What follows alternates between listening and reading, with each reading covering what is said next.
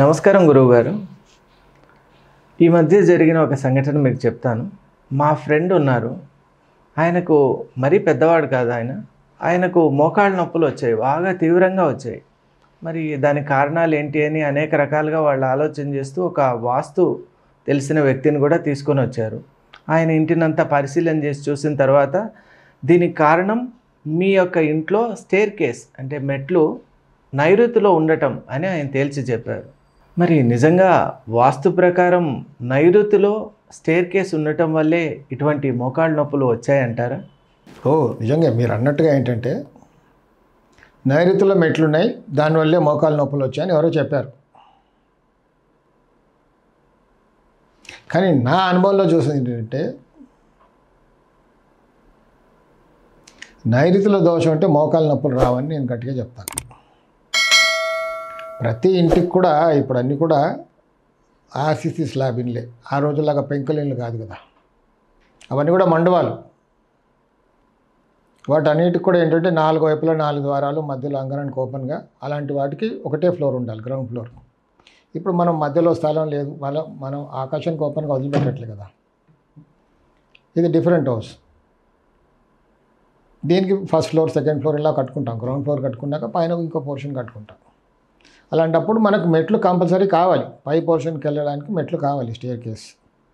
కొంతమంది single stair case వేస్తారు, double stair case వేస్తారు. డబుల్ అంటే ఇలా వెళ్ళి తిరిగి మళ్ళీ ల్యాండింగ్, మిడ్ ల్యాండింగ్ నుంచి మళ్ళీ తిరిగి ఆ బాల్కనీలోకి వెళ్తాం. ఎక్కడ కట్టుకోవాలి? సరే, నైరుతిలో కట్టుకుంటే నైరుతి బరువుగా ఉండాలని శాస్త్రం చెప్తుంది. మెట్లు నైరుతిలో కట్టుకుంటే నైరుతి బరువుగా ఉంటుందని కట్టుకుంటారు. నేను ఇంగ్లీష్లో ఒక బుక్ రాశాను, విశ్వకర్మ వాస్తు ఫార్ బెటర్ టుమారోస్ అని. నా పుస్తకంలో నేను క్లియర్గా మెన్షన్ చేశాను, నైరుతిలో మెట్లు ఉండకూడదు ఎట్టి పరిస్థితుల్లో. ఎందుకంటే నా అనుభవంలో చూసి నైరుతిలో మెట్లు ఉన్న వాళ్ళకి యాక్సిడెంట్స్ జరుగుతూ ఉంటాయి, ఇంట్లో అస్తమానం గొడవలు అవుతూ ఉంటాయి. సో నైరుతిలో మెట్లు ఉండకూడదని నేను రాశాను. మిగతా ఎక్కడ ఈశాన్యంలో పెట్టుకోకూడదు, నైరుతిలో పెట్టుకోకూడదు. వాయువ్యంలో, ఆగ్నేయంలో పెట్టుకోవచ్చు, దక్షిణంలో పెట్టుకోవచ్చు, పశ్చిమంలో పెట్టుకోవచ్చు అని ఊరికే చెప్పాను. కానీ ఎలా పెట్టుకోవాలన్నది అది వేరే సబ్జెక్ట్, దానిపైన మళ్ళీ ఒక వీడియో చేద్దాం. కానీ ఇక్కడ ఈ కేసు ఏంటంటే మీ ఫ్రెండ్కి నైరుతిలో మెట్లు ఉండడం వల్ల అక్కడ మోకాళ్ళ నొప్పులు వచ్చినా కాదు. మోకాళ్ళ నొప్పులు ఎందుకు వస్తాయి అంటే నాకు నా అనుభవంలో నేను గమనించింది, పశ్చిమంలో దోషం ఉంటే డెఫినెట్గా మోకాళ్ళ నొప్పులు వస్తాయి, నీ ప్రాబ్లమ్స్ వస్తాయి. పశ్చిమంలో ఫ్లోరింగ్ లెవెల్ డౌన్ ఉండడం, లేదా తూర్పులో ఖాళీ స్థలమే లేకుండా ఉండడం. ఓకే, వెస్ట్ ఫేసింగ్ హౌస్, తూర్పులో అసలు ఆ ఇంటికి ఖాళీ స్థలం లేదు, వేరే వాళ్ళు ఇలా అనుకోని ఉంది అక్కడ. లేదా పశ్చిమంలో గొయ్యి, ఇలాంటి ఇళ్లలో డెఫినెట్గా నీ ప్రాబ్లమ్స్ వస్తాయి. ఈ రొమాటిక్ ప్రాబ్లమ్ స్పెషల్లీ నీస్లో. అంటే అది సవరించుకుంటే పోతుందా అంటే నేను కొన్ని కేసెస్ సక్సెస్ అయ్యాను. అంటే ఏజ్ని బట్టి కూడా ఉంటుంది. బాగా ఇప్పుడు కర్ర కాలిపోయింది అనుకోండి, మధ్యలో మనం తీసే దానిపై నీళ్ళు పోస్తాం, ఆరిపోయింది, మంట ఆరిపోద్ది. కానీ కాలిపోయిన కర్ర మళ్ళీ రిటర్న్ రాదు కదా, ఎంతవరకు కాలిపోయిందో అంతవరకు అంతే. ఇంకా మిగతా డిట్రాయిట్ కాకుండా కాపాడుకోవచ్చు.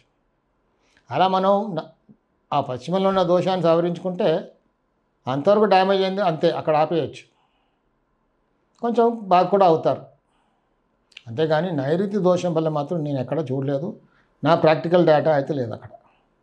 ఆ పశ్చిమంలో ఉన్న దోషాన్ని సవరించుకొని తూర్పులో కూడా దోషం లేకుండా చూసుకుంటే మోకాళ్ళ నొప్పులన్నీ రావు, హాయిగా ఉంటారు.